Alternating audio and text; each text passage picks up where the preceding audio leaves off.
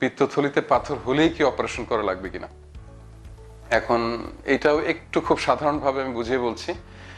এটাও যদি আমরা 2-3 ভাগে ভাগ করি, 1 নম্বর হচ্ছে আপনার পিত্তথলিতে পাথর আছে কিন্তু কোনো উপসর্গ নাই, তাহলে আপনার আমি বলি যে কিছু কিছু ক্ষেত্রে যারা ভয় পান বা অনেক বয়স্ক রোগী যাদের অন্যান্য কোমরবিডিটি আছে, অপারেশন এখনই দরকার নেই যদি আপনার কোনো লক্ষণ না থাকে। আপনারা যদি ডাক্তার দেখান, তারা আপনাকে আর্সোকোলিক অ্যাসিড নামে একটু ওষুধ দেবেন, সারা জীবন খেতে হয়। এবং যদি তবে সমস্যা হলো যখন ওষুধটা বন্ধ করবেন তখন আবার পাথরটা হবে, যেহেতু আপনার পিত্তথলিটাই ত্রুটিপূর্ণ। তাহলে এক্ষেত্রে কন্ট্রোভার্সিয়ালিটি আছে। অনেকে বলেন যে পিত্তথলিতে পাথর আপনি যখনই পাবেন আল্ট্রাসোনোগ্রামের মাধ্যমে বা অন্য মাধ্যমে আপনি এটা অপারেশন করে ফেলতে হবে, কারণ আপনার গলব্লাডারটা ত্রুটিপূর্ণ, এটা পাথর প্রডিউস করছে। আরেকটা ব্যাপার হচ্ছে পিত্তথলিতে পাথর আছে এবং উপসর্গ আছে, তাহলে আপনাকে কিন্তু অপারেশন করে ফেলতে হবে। হ্যাঁ, কারণ এই সমস্যাটা আপনার বারবার বারবার হতেই থাকবে 1 মাস 2 মাস পর পর।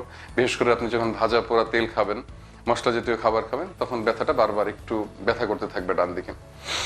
3 নম্বর হচ্ছে আমি যাদের বলি যে পিত্তথলিতে পাথর আছে উপসর্গ নাই কিন্তু ডায়াবেটিস আছে, এটা আবার আমি বলি যে আপনাকে অপারেশন করে ফেলতে হবে।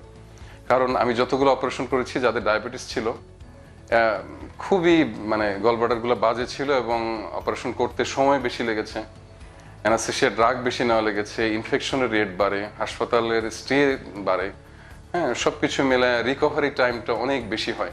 এই জন্য যাদের ডায়াবেটিস আছে তারা কিন্তু খুব দ্রুত অপারেশন করে ফেলবেন। তো পিত্তথলি পাথর আপনার যদি ধরা পড়ে খুব আতঙ্কিত হবেন না, ভয় পাওয়ার কিছু নাই। আবার যে খুব রিল্যাক্স থাকবেন যে না ডাক্তার সাহেবরা বলেছেন কিছুই করা লাগবে না, শুধু ওষুধ খেলেই হবে, এই ব্যাপারটা তাও নয়। একজন বিশেষজ্ঞ চিকিৎসকের পরামর্শ নেবেন, উনি আপনাকে বলবেন যে পরবর্তীতে কি করতে হবে।